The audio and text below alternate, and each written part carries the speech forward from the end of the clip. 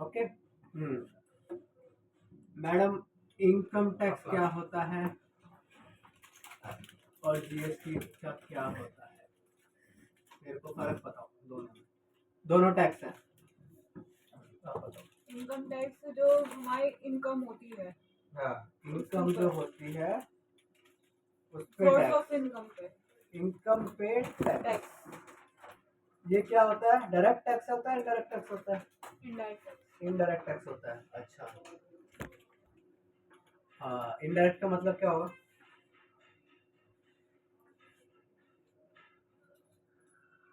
Direct और indirect का फर्क क्या है? इनडायरेक्ट तो हो गया ना कि जैसे हमारे को पता नहीं चला कि हम टैक्स पे कर रहे हैं। आपको पता नहीं चल रहा है, आप टैक्स पे कर रहे हैं। In the way yes. ठीक है, इन द वे यस, आपका आंसर ठीक है। तो इनकम टैक्स पे मेरे को पता नहीं चलता कि मैं टैक्स पे कर रहा हूँ। पता चलता है डायरेक्ट टैक्स है। इसको थोड़ा और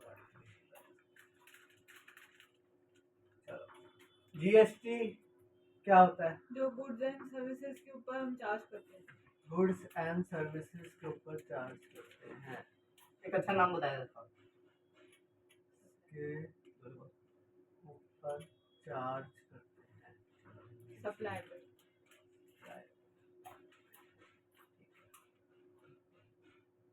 सप्लाई के ऊपर। सप्लाई ये क्या है? इनडायरेक्ट है, डायरेक्ट है?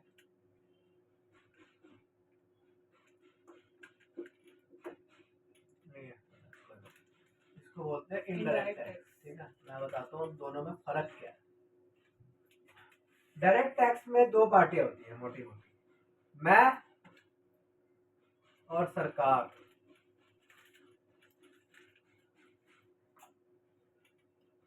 इसमें मेरा और सरकार का लेना देना है। मैं डायरेक्ट पैसा पे करूंगा सरकार को। सरकार को। इसको बोलते हैं डायरेक्ट टैक्स। इनडायरेक्ट टैक्स में तीन पार्टियां होती हैं। ठीक है, बायर यानी मैं, सेलर यानी बेचने वाला, तीसरी आती है गवर्नमेंट, सरकार। ठीक है, मैं इसमें पैसा डायरेक्टली गवर्नमेंट को नहीं देता। सेलर के थ्रू। हाँ, मैं क्या करता हूँ, मान लो 100 रुपए का मैंने कुछ खरीदा, उस पे 10 रुपए का टैक्स है, सपोज एग्जांपल लेंगे। ठीक है, तो मैं बायर सेलर को कितना दूंगा? 100 रुपए। इसमें 10 रुपए का टैक्स इंक्लूडेड है। तो मतलब 90 रुपए इसमें से सेलर के हैं, 10 रुपए सरकार के हैं, जो सेलर पे करेगा गवर्नमेंट को। मैंने सेलर को दिए, सेलर आगे गवर्नमेंट को देगा। इसमें तीन पार्टियां होंगी, मैं गवर्नमेंट को डायरेक्टली नहीं दूंगा। इसको बोलते हैं इनडायरेक्ट। ठीक है, मेरे लिए वो चीज 100 रुपए की है, बायर की सेल कितनी है उसमें से? 90। 10 रुपए टैक्स है जो वो सरकार को पे करेगा। इसको बोलेंगे इनडायरेक्ट टैक्स। ये हो गया डायरेक्ट और इनडायरेक्ट का फर्क।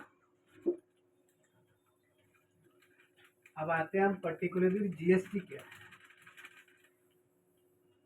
डायरेक्ट इनडायरेक्ट जीएसटी पहले क्या होता था? 2017 से पहले, 1 जुलाई 2017 से पहले क्या होता था? वैट होता था जी, वैल्यू एडेड टैक्स, और एक होता था जी सर्विस टैक्स। दो चीजें होती थी।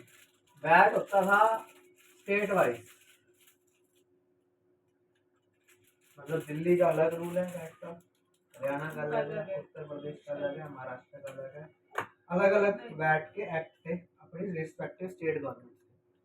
ठीक है, ऐसे ही एक था सर्विस टैक्स। सर्विस मतलब सर्विस क्या होती है? जो हम प्रोवाइड कर रहे हैं। चार्टर्ड अकाउंटेंट क्या करते हैं? सर्विसेज देते हैं। सर्विसेज क्या होती है? जो दिखती नहीं है। अब मैं सर्विस दे रहा हूँ, दिख नहीं रही है, ठीक है, तभी लोग पैसे नहीं देते हमारे को, क्योंकि दिखते नहीं है। वैट किस पे होता है? गुड्स पे, माल पे। आप दूध लाते हो वो गुड्स है, आप फर्नीचर लाते हो गुड्स है, पंखा लाते हो गुड्स है। ठीक है, वैट उस पे लगता था, गुड्स पे। और सर्विस टैक्स सर्विसेज पे लगता था। अब वैट होता था स्टेट वाइज, अलग अलग राज्य का अलग अलग अलग-अलग रूल। सर्विस टैक्स होता था एक पूरे इंडिया का, पूरे इंडिया का एक। ये पूरे इंडिया पे वैसा ही लगता था जैसे हर जगह लगता। दिल्ली में भी वैसे ही लगेगा, 18% का। हरियाणा में भी वैसे ही लगेगा, उत्तर प्रदेश में भी वैसे ही लगेगा, महाराष्ट्र में भी। क्योंकि ये सेंट्रल गवर्नमेंट ने बनाया था। किसने बनाया था? Central government. Central government.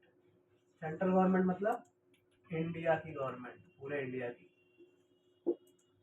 ये कौन बनाता है? State government. State government. कितने स्टेट्स हैं इंडिया में? 27 29 स्टेट्स हैं। 29 ड्यूटी कितनी है? 7 है। सहमति तो चलो जितनी भी नहीं है 7। लद्दाख बन गई थी, लद्दाख वो बन गया था, जम्मू कश्मीर भी बन गई थी, जम्मू कश्मीर भी यूटी बन गई थी।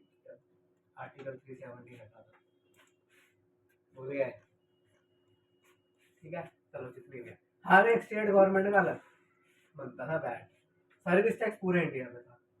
अब उन्होंने कहा करा यार बहुत चक्करबाजी हो रही है, कॉम्प्लिकेशन बहुत बढ़ रही है, ऐसा करो जी पूरे इंडिया का बनाओ एक एक्ट। क्या बनाएंगे जी? गुड्स को गुड्स पे कर लिया, सर्विस को सर्विस कर लिया, बस यही बना दिया, goods GST and services act.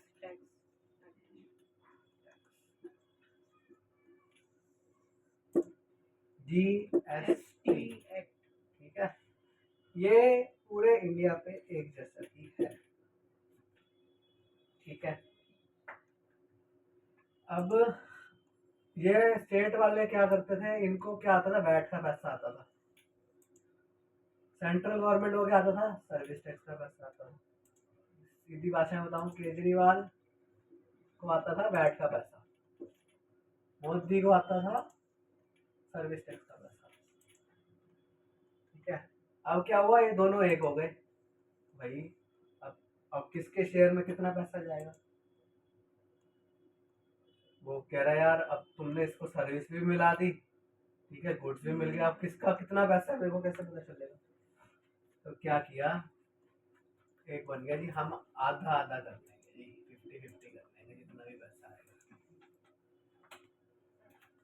ठीक है, पहले क्या होता था? सर्विसेज का सारा पैसा मोदी जी को जाता था, गुड्स का सारा पैसा केजरीवाल को जाता था।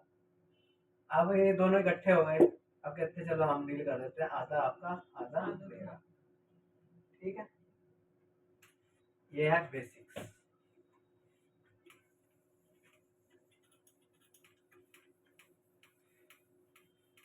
अब क्या है, अब बेसिक जो टर्मिनोलॉजीज यूज होती है इंट्रा स्टेट सप्लाई, जो आपकी प्रैक्टिकल लाइफ में काम आएगी। Intra state supply, inter state supply, ये दो टाइप के होते हैं। Intra state,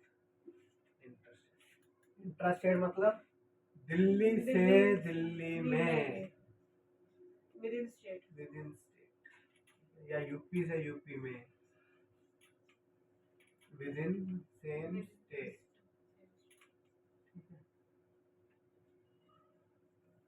inter state supply between two states, between two states,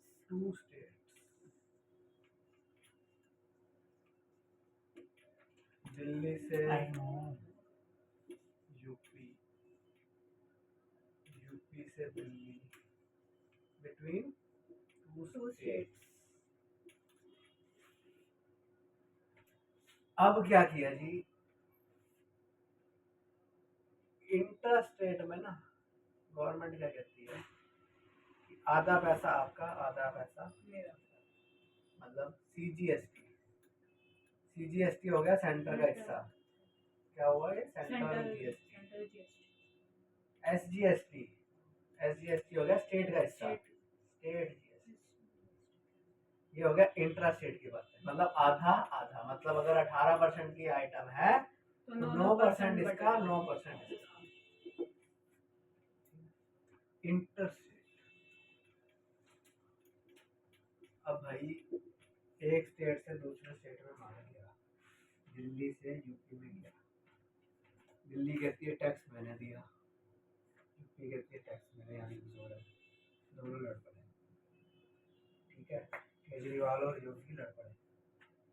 भाई सप्लाई मैं कर रहा हूँ, फायदा तू उठा रहा है टैक्स का, मेरे को पैसा दे। ठीक है, टैक्स का मेरे यहाँ से माल गया, वो कहता है माल तो मेरे यहाँ यूज हो रहा है, तेरे को टैक्स किस बात करूँगा, कंजम्पशन मेरे यहाँ पे है। मैं मान लो फर्नीचर मैंने बेचा, ठीक है, यूपी गया फर्नीचर, दिल्ली कह रहा है मैंने फर्नीचर यहाँ बना था तो यहाँ का टैक्स मैं लूँगा जो सप्लाई हो रही है, यूपी कहते हैं फर्नीचर यूज मेरे यहाँ हो रहा है। ठीक है, डेस्टिनेशन मेरी, कंजम्पशन मेरी, तेरे को टैक्स क्यों दूँ? तो यहाँ पे फैसला हुआ कि भैया जहाँ पे डेस्टिनेशन है, जहाँ पे डेस्टिनेशन है, जैसे यहाँ से यूपी गया, हाँ, वहाँ का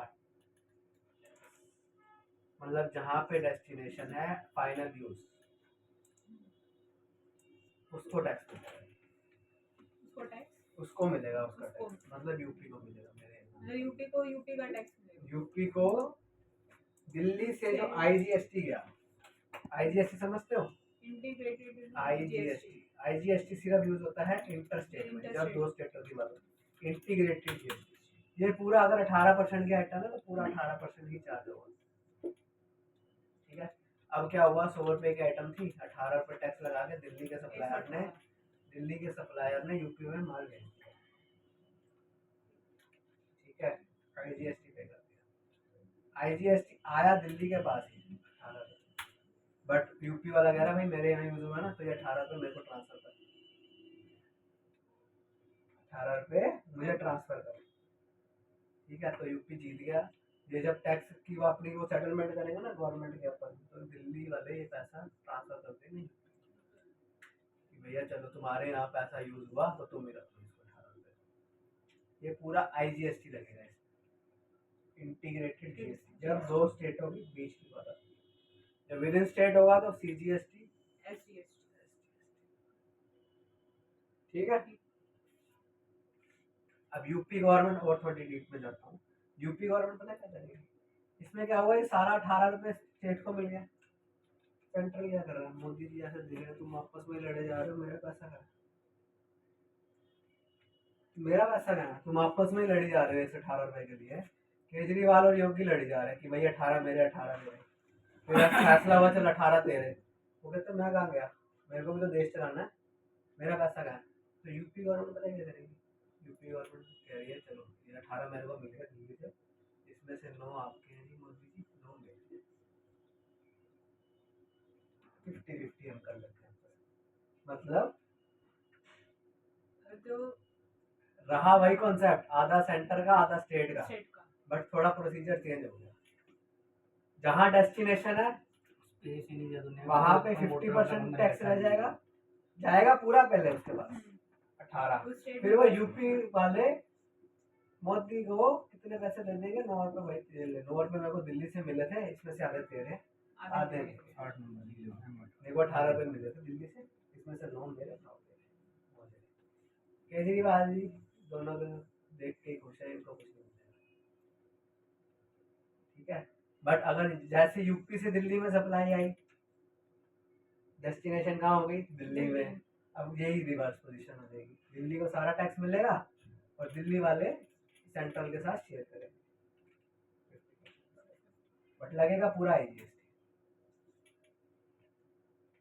ठीक है, ये हो गया मेरा दूसरा आईजीएसटी, सीजीएसटी, एसजीएसटी। ये पढ़ा दिया था सर ने पहले, पढ़ाया था क्या आईजीएसटी सीजीएसटी पढ़ाया है मैंने? बाकी उसकी एडजस्टमेंट बताई थी ना अपने आईजीएसटी। ये मैंने बताया नहीं कि भैया दोनों गवर्नमेंट लड़ेगी, आईजीएसटी किसके बाद आएगा, सीजीएसटी किसके। हाँ ना कैसे बोल रहे हो? चलो कोई नहीं, आगे अब आ जाते हैं जी जो हम यहाँ काम कर रहे हैं इसका, जीएसटी की रिटर्न। ठीक है, जीएसटी की रिटर्न कैसे क्या होता है, सबसे पहले जाती है जी सेल की रिटर्न, जो मैंने माल बेचा सेलर करेगा पहली रिटर्न। क्या हुआ? GSTR 1 है, ये है जी प्योरली सप्लाई रिटर्न। इसमें सिर्फ हम सेल्स दिखाते हैं, परचेज इसमें नहीं आती। सेल्स या credit note, sale return, sales या सेल्स रिटर्न, सेल्स से रिलेटेड बातें होती है सिर्फ GSTR 1। ठीक है। अब GSTR 1 दो तरीके से भरी जा सकती है, या तो मंथली या क्वार्टरली।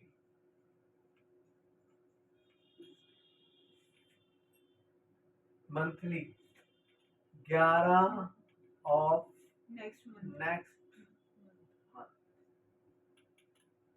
मतलब अगर अभी फरवरी चल रहा है तो फरवरी तक जितनी भी ट्रांजैक्शंस हुई, जितने भी बिल कटे, उनको मैंने गवर्नमेंट को कब दिखाना है? 11 मार्च से पहले पहले। मंथली वालों के लिए बता रहा हूँ सिर्फ 11 मार्च से पहले पहले। अब क्वार्टरली, क्वार्टरली कहते हैं जी 13th of next month following quarter. ये मैं अभी किसकी बात कर रहा हूँ? GSTR 1 की बात कर रहा हूँ सिर्फ। फॉलोइंग क्वार्टर मतलब जो क्वार्टर महीना एंड खत्म हुआ, उसके हाँ, अगले महीने, अगले की 13 13 तारीख तारीख से। मतलब क्वार्टर कौन कौन से होते हैं जी? बताओ मुझे। अप्रैल टू जून,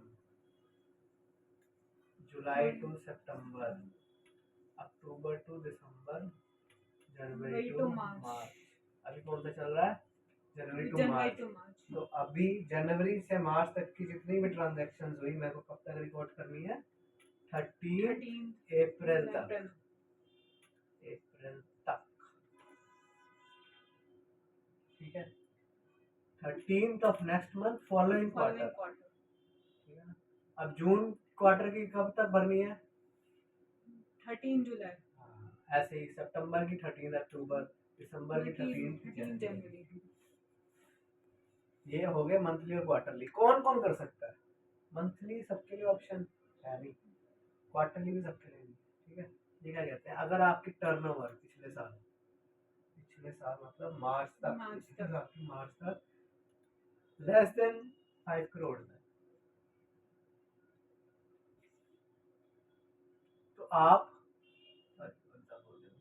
अगर आपकी टर्नओवर मंथली में बता रहा हूँ मोर देन 5 करोड़ है, तो आपको मंथली कंपलसरी है।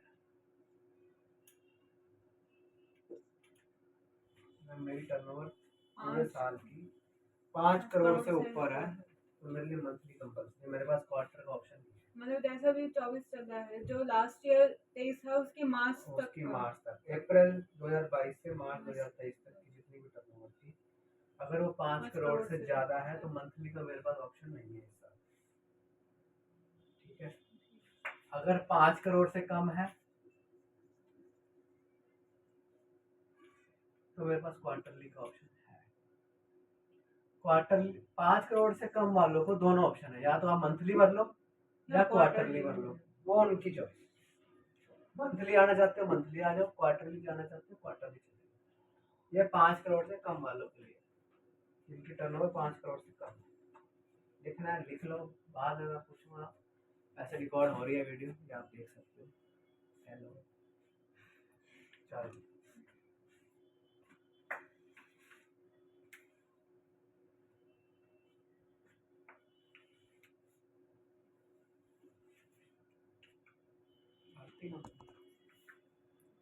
गलत है थोड़ा चीज।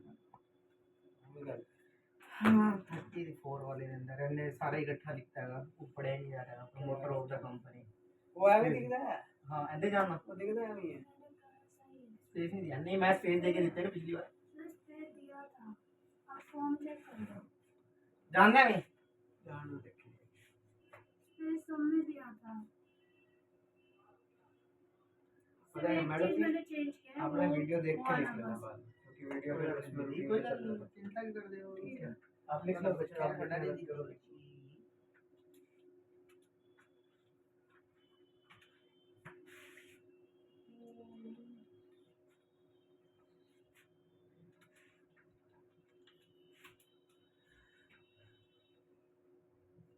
आज मैं सिर्फ रिटर्न का समझाऊंगा, ठीक है, जो मेन सीख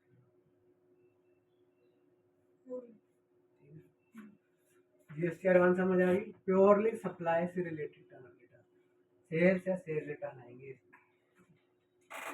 जीएसटी एडवांस क्वार्टरली मंथली सब समझ आ गया, ठीक है।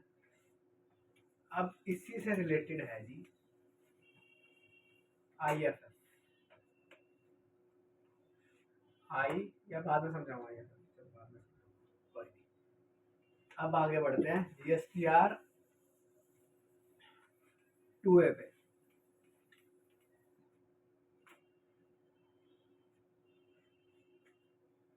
GSTR 2A ये फॉर्म है, ये रिटर्न नहीं है। 2A कोई रिटर्न नहीं है। ये इसमें क्या आता है, हमारी सारी परचेजेस की डिटेल्स आती है, परचेजेस की details of last of month. 6 number पे टिक नहीं लगाया। GSTR 2A इसी से रिलेटेड है। नहीं लगा हुआ, इधर लगा हुआ है। 2B हाँ, इसमें परचेज डिटेल्स लास्ट परचेजेस आती है कि भैया मैंने किस किस सप्लायर से परचेज की। लास्ट मंथ हाँ, B2B सिर्फ B2B B2B मतलब अगर मैंने रजिस्टर्ड पर्सन से माल खरीदा होगा, ये मेरे को उसमें चाहिए फाइल में, क्योंकि वही अपना जीएसटी भर रहा 4 दिन से होगा, पड़ा है यहाँ पर। मैं और कहीं बार रजिस्टर्ड बोल पर्सन चुका ही हूँ। अपना जीएसटी भर रहा होगा ना।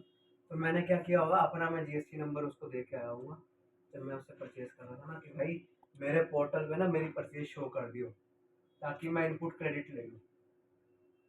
इनपुट क्रेडिट क्या होता है,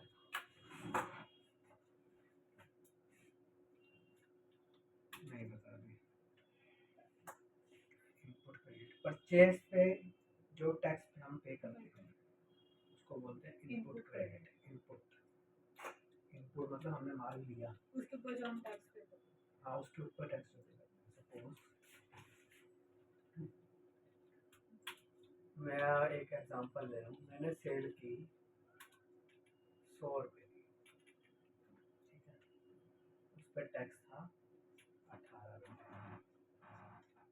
ये होगी मेरी टैक्सेबल वैल्यू। टैक्सेबल वैल्यू क्या होती है, जिस पे टैक्स लगता है। ये हो गया उस पे टैक्स। 118 होगी इनवॉइस वैल्यू, ठीक है, सीधा समझ आता है।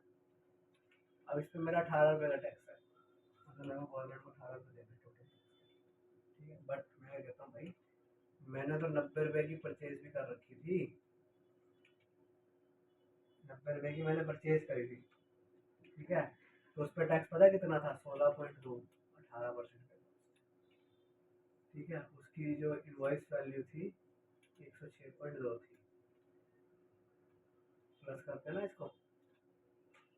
अब क्या सरकार कह रही है, भाई मेरे को तुमसे 18 रुपये टैक्स चाहिए तुम्हारी सप्लाई से। मैं भाई 16 रुपये 20 पैसे ना तुम्हारे पास ऑलरेडी आ रखे हैं, ठीक है, जो मैंने परचेज पे टैक्स पे किया, ठीक है, जो मैंने परचेज पे टैक्स पे करा था वो 16 रुपये 20 पैसे इस प्रोडक्ट पे तुम्हारे को ऑलरेडी आ रखे हैं। सरकार कहती है अच्छा ठीक है, फिर कहती है अब बाकी का तो दे। हाँ कहता है मैं बाकी का देता हूँ। 1.8 जो बचा, 18 माइनस 16.2 कितना बच गया, 1.8। मैंने कहा हाँ ये तुम्हारे ही है, ये मैं गवर्नमेंट को पे कर दूंगा।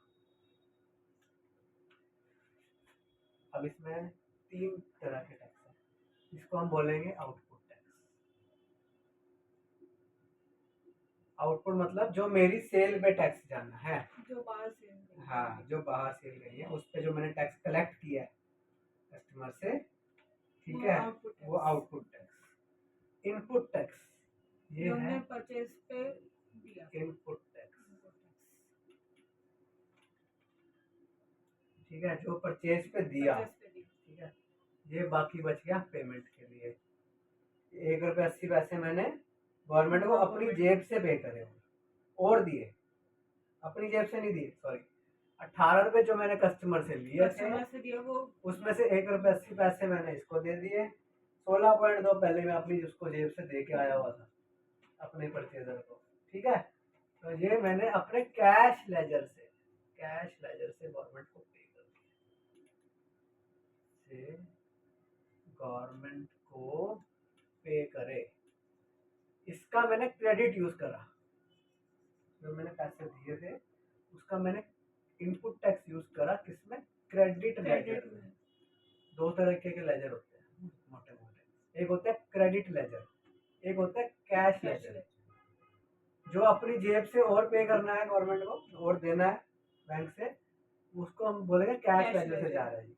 जो परचेज के टाइम हम ऑलरेडी दे आए थे उसको बोलेंगे क्रेडिट लेजर से जाएगा जी। इनपुट टैक्स समझ आ गया, आउटपुट समझ आ गया, कैश लेजर वाला पॉइंट समझ आ गया, ठीक है। अब 2A जो है ना वो सिर्फ परचेज की डिटेल्स दिखाएगा, सिर्फ इसकी 2A। भैया मैं अपने सप्लायर को बोल, जिससे मैंने 90 रुपये कमा दूंगा भाई, तो मेरा ना GST नंबर रख ले और अपनी GSTR1 में जो मेरा जिससे मैंने माल खरीदा ना उसके लिए वो सेल है, अगर मेरे लिए परचेज है तो उसके लिए वो सेल है। वो अपनी GSTR1 जब भरेगा ना तो मेरा नंबर शो करेगा, GST नंबर, कि भैया इस बंदे ने मेरे से माल खरीदा, ठीक है। वो जो GSTR1 में डिटेल देगा वो मेरे 2A में आएगी कि भैया मैंने उससे माल खरीदा। अगर उसने अपनी GSTR1 में मेरी डिटेल नहीं दिखाई तो फिर जो ये मैंने 1 रुपये 80 पैसे दिए ना अभी गवर्नमेंट को, तो मैं पूरे 18 रुपये देता, सिर्फ उसकी गलती से। अगर नहीं वो दिखा मेरे को इनपुट टैक्स क्रेडिट नहीं मिलता क्योंकि मेरे 2A में शो ही नहीं करता वो, तो वो तब 18 रुपये देना। पूरे 18 रुपये, जबकि मैं 16 रुपये 20 पैसे उसको और Already दे के आया हुआ था, बट गवर्नमेंट कहती है तुम्हारे 2A में नहीं आ रहा ना, ठीक है, तो भाड़े में जाओ, हमारे को 18 रुपये का मतलब है, तो अपनी रिकवरी उससे बाद में करता है, ठीक है। ये होगी GSTR 2A जो सेलर अपनी उसमें दिखाएगा, GSTR1 में दिखाएगा, वो मेरे 2A में शो करेगी। यहाँ मैं अभी परचेजर हूँ, 2A के टाइम में परचेजर हूँ, ठीक है। अगर उसने नहीं दिखाई तो मेरे इनपुट टैक्स क्रेडिट में नहीं दिखाएगी, शो ही नहीं करेगी, ठीक है। फिर मेरे को उससे लड़ना पड़ेगा, भाई मेरी डिटेल दिखा आप, ठीक है ना। ये हो गई 2A की बात। 2A सिर्फ परचेज का टैक्स, परचेज और टैक्स शो करेगा कि आपने इस बंदे से माल खरीदा, इतना उस पर टैक्स, ठीक है। अब आ जाओ 2B पे, इसी से रिलेटेड है। 2B क्या है? 2A का ही एक मॉडिफाइड फॉर्म है, इसको और स्ट्रिक्ट कर दिया गवर्नमेंट ने। 2B को 2A क्या था? लीनियंट था, 2B क्या? स्ट्रिक्ट। 2B कहता है भाई देख, अगर फरवरी की रिटर्न तेरे सप्लायर ने, मैं यहाँ भी बायर ही हूँ, मैं कौन हूँ यहाँ पे? बायर। गवर्नमेंट मेरे को कहती है बायर, भाई देख जिससे तूने माल खरीदा ना उसको बोल दियो 13 तारीख से पहले पहले, अगर वो मंथली वाला है जो मेरा सप्लायर है जिससे मैं माल खरीदता हूँ, अगर वो मंथली वाला है तो उसको भाई बोल दियो कि 11 तारीख से पहले पहले ना अपनी रिटर्न कर ले, 11 तारीख से पहले पहले अपनी रिटर्न भर ले, ठीक है। अगर वो क्वार्टरली वाला है तेरा सप्लायर तो उसको बोल दियो भाई 13 तारीख से पहले पहले अपनी वो भर ले, रिटर्न भर ले। क्या भर ले? या तो GSTR1 भर ले या IFF भर ले, ठीक है। IFF का मैं बताऊंगा क्या होता है। गवर्नमेंट क्या कह रही है, अगर तेरा सप्लायर मंथली वाला है तो उसको भाई बोल दियो 11 तारीख से रिटर्न पहले रिटर्न भर ले, अगर क्वार्टरली वाला तो उसको बोल दियो भाई 13 तारीख से पहले कुछ ना कुछ कर ले, ठीक है। अगर उसने इस डेट से पहले नहीं किया, मेरा क्रेडिट जो है, सपोज इनपुट टैक्स क्रेडिट, मैं एग्जांपल लेके बताता हूँ, ठीक है। एग्जांपल नंबर 1, परचेज मेरी थी 29 फरवरी की, ठीक है, आज की परचेज थी। अब हम फ्यूचर में जाते हैं, उसने जो मेरे सप्लायर है, सप्लायर ने जो अपनी GSTR1 भरी, उसने भरी, सप्लायर मंथली वाला है, वो मंथली रिटर्न भरता है, जो मेरा सप्लायर है जिससे मैं परचेज करता हूँ मंथली, उसने रिटर्न अपनी भरी 12 मार्च को, 12 मार्च 2024 को। लेट हो गया एक दिन ही लेट हुआ, एक दिन लेट हुआ। तो अब क्या करेगा, जो ये क्रेडिट था ना मेरा 16.2 का, ये मेरे 2A में तो आएगा, 2A में आएगा, क्योंकि सेलर ने दिखा तो दिया, भले लेट दिखाया बट दिखाया, ठीक है, बट 2A में आएगा, 2B में नहीं आएगा।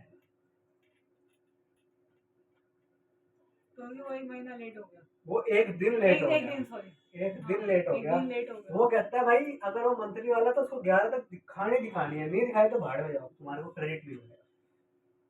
अब क्या हुआ, 2A में तो आ रहे हैं, मेरे को शो कर रहा है, मैं देख रहा हूँ जी 15 मार्च को देख रहा हूँ 12 घंटा 2A में तो शो कर रहा है, क्योंकि उसने 12 तारीख को रिटर्न भर दी। 2B में नहीं आया क्योंकि 12 तारीख को भरी, 11 तारीख एक दिन लेट एक दिन लेट हो। तो गवर्नमेंट पता क्या कहती है, अगर 2B में नहीं है ना, सीधा फॉर्मूला है, अगर 2B में नहीं है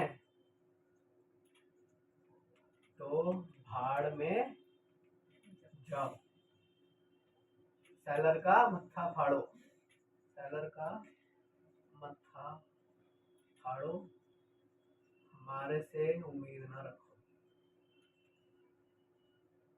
ठीक है ना रखो। तो हमारे लिए क्या इंपॉर्टेंट हुआ, 2A इंपॉर्टेंट हुआ या 2B इंपॉर्टेंट हुआ, 2B इंपॉर्टेंट हुआ, ठीक है। हमारे को सेलर को बोलना पड़ेगा भाई देख तू अपनी रिटर्न भर लियो टाइम। अब इस केस में पता क्या होगा, 16.2 मेरे 2A में शो होने के बावजूद मैं इसका क्रेडिट नहीं ले पाऊंगा, क्योंकि इसने टाइम से रिटर्न नहीं किया। तो गवर्नमेंट ने ऐसा क्यों किया, ताकि लोग अपनी रिटर्न टाइम से भरे,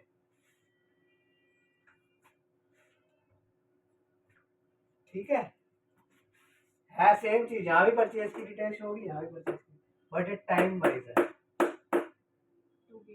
2B टाइम से, टाइम का लिस्ट बहुत स्ट्रिक्ट है कि भैया अगर इस डेट तक रिटर्न भरी तो शो होगा, क्रेडिट मिलेगा, नहीं तो नहीं मिलेगा।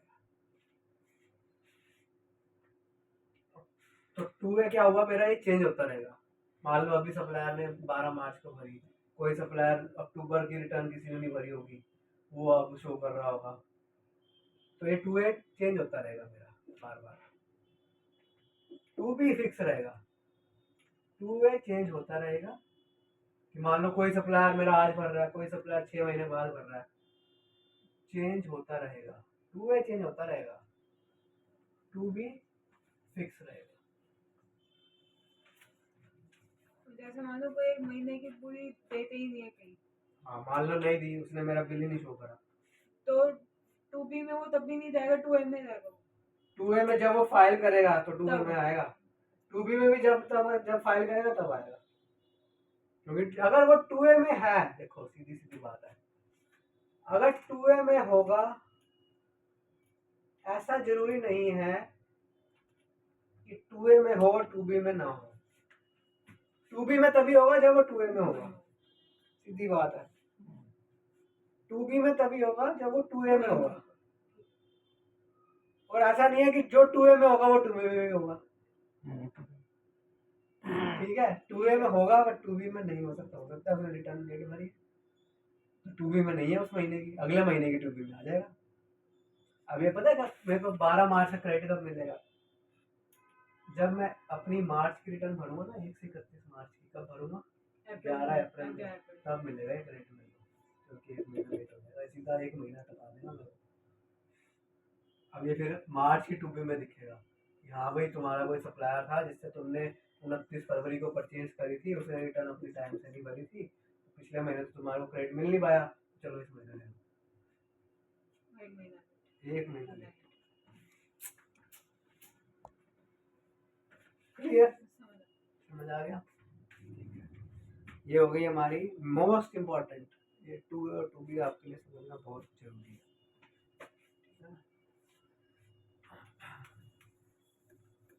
अब हम आते हैं हमारी फाइनल रिटर्न, जो आपके लिए अभी इम्पोर्टेंट है। ऐसे बहुत सारी रिटर्नें होती हैं इसमें GST में, बट आपके लिए जो जो इम्पोर्टेंट है मैं वो बताऊँगा। GSTR 3 GSTR 1 किस लिए होती थी? जो हमने फेस करी है उसको। ठीक है, तो 3B क्या है?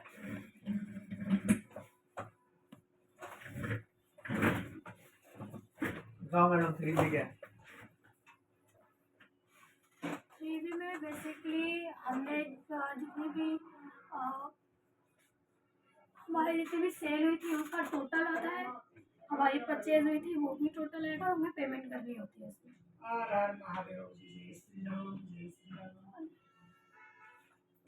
खुले आ गए ना सर?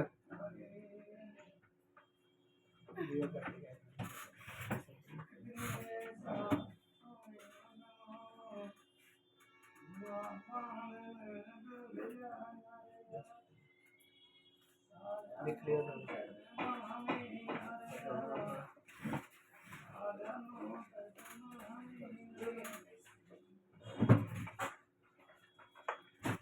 ये भी कुछ भी नहीं है। ठीक है, मैंने क्या किया था? Output tax 18, input tax 16.2, cash पे 1.8, बस यही है सीधी, पेमेंट और कुछ नहीं। समझ, ये मैंने शुद्ध भाषा में 3B बता दिया, यही है, और 3B और कुछ नहीं है। टैक्स का पेमेंट 3B में क्या दूंगा मैं?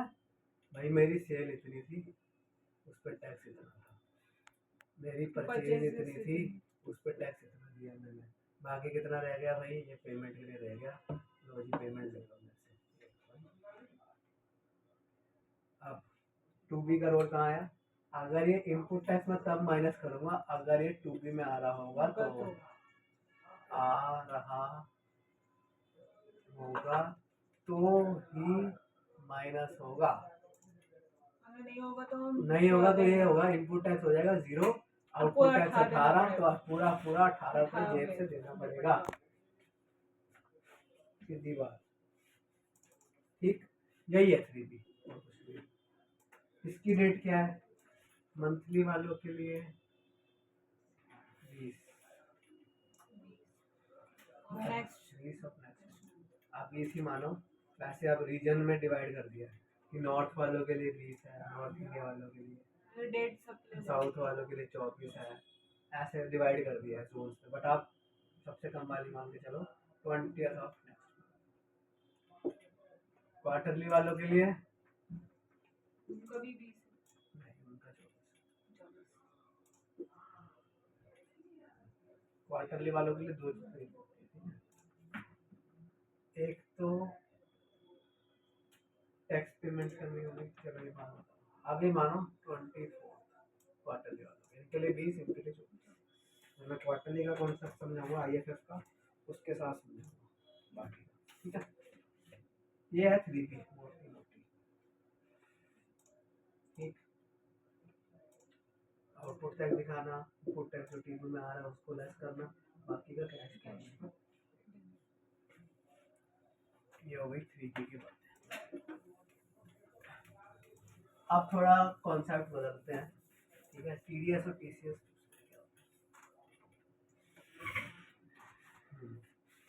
TDS सुना है कभी? क्या होता है?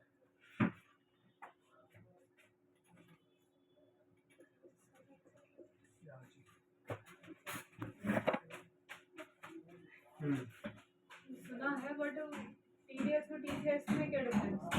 अरे TDS तो TCS बारे में। TDS क्या है? Tax deducted at source. मतलब क्या है इसका फुल फॉर्म दो आगे। Tax deducted at source, full form दो आगे। मतलब क्या है?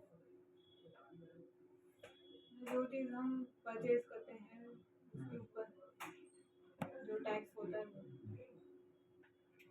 TDS में पता क्या है? मैं 50,000 रुपये साल में, हाँ मेरे बैंक में भी पैसे आ रहे हैं, 50,000 रुपये बैंक में आते हैं। तो अब क्या हुआ, बैंक में तो आ रहे हैं, अब इंडिया में कितने लोग हैं? 150 करोड़। बैंक सब, गवर्नमेंट सबके बैंक खाते देख रहे हैं कि 150 करोड़ में?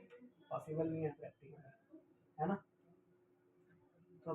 गवर्नमेंट ने क्या किया, गवर्नमेंट अब इनकम का पता कैसे लगाएगी कि भैया इसने 50 लाख रुपए कमाए। मान लो मैं 50 लाख रुपए मेरे बैंक में आया, सब कुछ आया, बट मैं रिटर्न पता कितने की भर रहा हूँ, 5 लाख।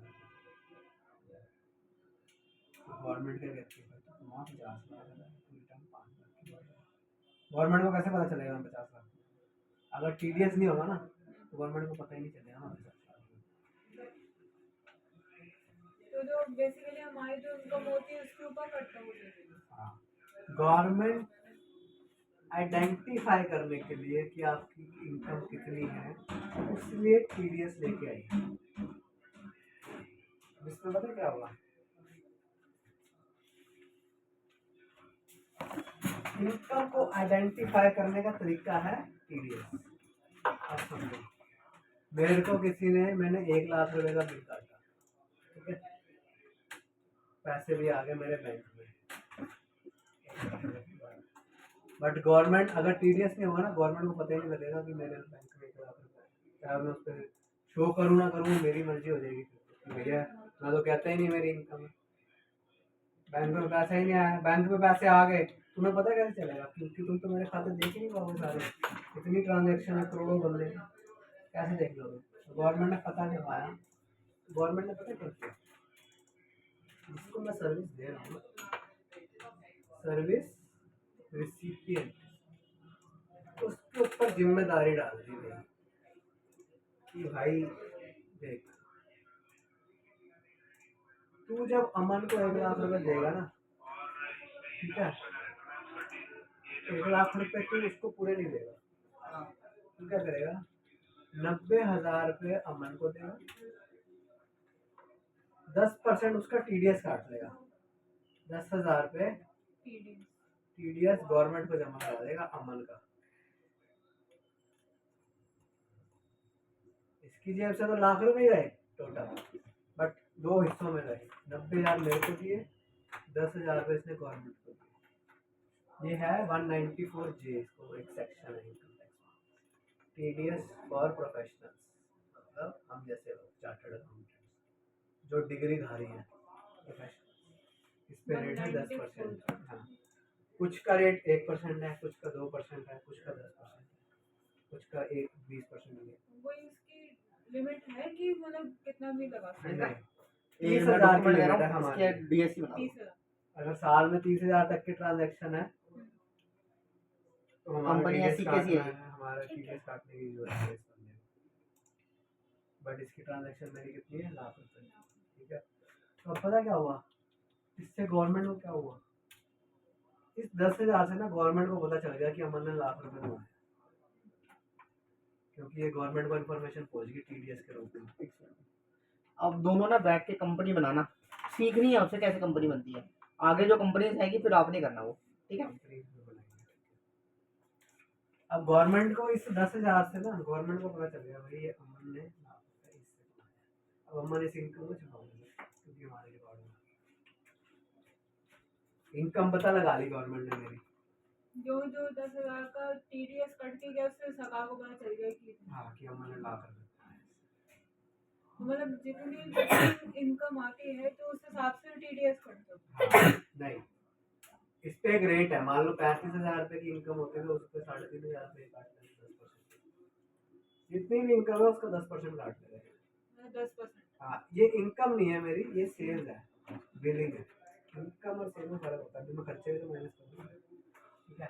अब मैं ये, अब 10,000 का होगा क्या, ये मेरे खाते में शो करने लग जाएगा कि अमन भाई तू टेंशन ना ले, तेरे 10,000 कहीं नहीं गए, ये सरकार ने खर्च करेगी, ठीक है। अब तो जब तू अपनी आईटीआर भरेगा ना, मैं जब इनकम टैक्स को रिटर्न करेगा तो मैं सरकार को बोलूँगा भाई तुमने लाख रुपए पे तो 10,000 पे तो ऑलरेडी टीडीएस ले लिया तुमने मेरा, बट मेरी इसमें इनकम जो थी ना, मेरा 60,000 तो खर्चा था, 1 लाख की बिलिंग पे मेरा 60,000 का खुद का खर्चा था, ठीक है। तो मैंने कितना है, 40,000 रुपये कमाया इस 1 लाख रुपये, तुम समझ लो 1 लाख रुपये। अब 40,000 रुपये जो टैक्स बन रहा है ना, सपोज मैं स्लैब में हूँ तो मेरा टैक्स जो बन रहा है सिर्फ 5,000 रुपये बन रहा है, बट तुमने 10,000 पहले से ले लिया, तो सरकार कहती है कोई बात नहीं, अगर तेरा टैक्स 5,000 बन रहा है ना सारी कैलकुलेशन खुद रखे, 10 तेरे पास आ रखे हैं, हमारे पास आ रखे हैं 10,000 रुपये, तो ऐसा कर 10 में से 5 काट के ना 5,000 का रिफंड ले ले। 5,000 उनके अपनी जेब में, 5,000 बाकी रिटर्न करेंगे। ये जो है ये सरकार का पैसा है, ये मेरा पैसा है जो सरकार के पास पड़ा हुआ है, सरकार का पैसा नहीं है ये मेरा पैसा है जो सरकार के पास पड़ा हुआ है। सरकार का पैसा ये है जो टैक्स बना है। 5,000 दोनों चीजों में फर्क है, ये सरकार का खुद का पैसा जो मेरे को सरकार को देते हैं, ये उसका राइट है। ये सरकार के पास पड़ा हुआ पैसा मेरा है, इस पर राइट मेरा है, बट पड़ा सरकार के पास है क्योंकि सरकार को मेरी इनकम पता लगानी थी। तो इनकम पता करने का तरीका है टीडीएस। ठीक है, ऐसी एक होता है टीसीएस। टीसीएस में जीएसटी का एग्जांपल देता हूँ।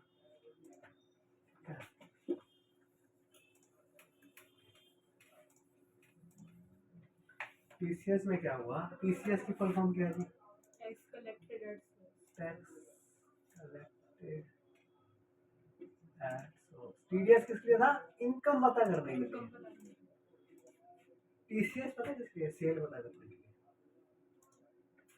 कितनी कलेक्शन है, कितनी सेल करी बंदे ने। मान लो एक सेलर है, ठीक है, वो ₹1,00,000 की सेल करता है रोज की। अब इतने सेलर है इंडिया में, वो गवर्नमेंट नहीं पता कर पाएगी कि भैया जहाँ पे नंबर ऑफ ट्रांजेक्शन ह्यूज है वहाँ गवर्नमेंट में बहुत दिक्कत आती है पता करने में कि भैया कर तो ₹1,00,000 के लिए हो सकता है ₹1,000 की भी ना शो करता हो गवर्नमेंट कर ₹1,00,000 की रहा है शो ₹1,000 की कर रहा कि भैया मैं तो 1,000 की करता ताकि जीएसटी बच जाए। तो फिर पता क्या किया गवर्नमेंट ने, जहाँ पे नंबर ऑफ ट्रांजेक्शन बहुत ज़्यादा होती है ना, कहाँ होती है ज़्यादा? फ्लिपकार्ट पे, अमेज़न पे। एक सेलर के लाखों ऑर्डर आते हैं, तो गवर्नमेंट ने पता क्या किया, इन पे जिम्मेदारी डाल दी। किन पे? इन सब पे, कि भाई तुम्हारे यहाँ जो सेलर है ना, वो मेरे को सारी इंफॉर्मेशन पहुंचनी चाहिए कि भैया वो कितनी सेल कर रहा है और उस पर कितना टैक्स है। इन पे जिम्मेदारी डाल दी जो ऑपरेट कर रहे हैं चीज़ों कि भाई तुम अगर वो ₹1,00,000 की सेल कर रहे हो ना टैक्सेबल वैल्यू की, तो उसका 1% मेरे को जमा करा दो गवर्नमेंट को। कौन? तुम। उससे कलेक्ट करके मेरे पास जमा करा दो ये ₹1,000, ताकि मैं समझ जाऊं कि उसने ₹1,00,000 की सेल करी है। 1% टैक्सेबल वैल्यू का 1% जो फ्लिपकार्ट अमेज़न और इन सब पे बेच रहे हैं, जिम्मेदारी डाल दी है। किस पे डाल दी? इनके। मैं अगर एज अ सेलर रजिस्टर्ड हूँ मीशो पे, तो मीशो पे सरकार ने जिम्मेदारी डाल दी कि अमन के जो भी सेल हुई है उससे 1% का टीसीएस काट कर तू मेरे को जमा कराएगा। ठीक है, ताकि मेरे को अमन की सेल का पता रहे और उसने कितना टैक्स पे किया वो भी पता रहे।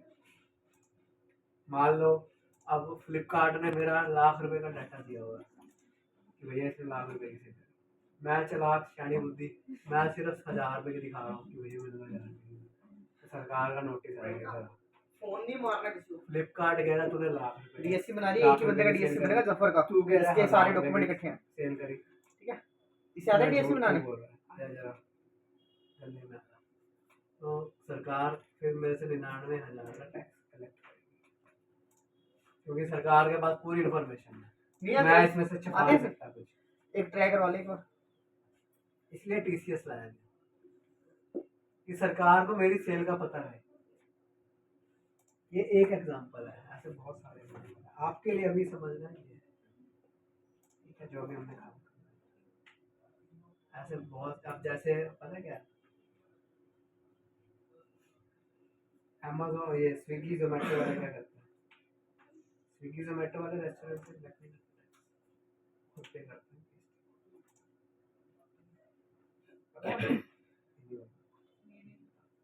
सैलर पे कोई बर्डन नहीं आता, स्विगी जोमेटो रेस्टोरेंट अपनी जेब से पे करते हैं। स्विगी वाले स्विगी पर सारा पढ़ाऊंगा। धीरे धीरे होगा, एकदम से मैं सारा कुछ कर दूंगा वो हो जाएगा।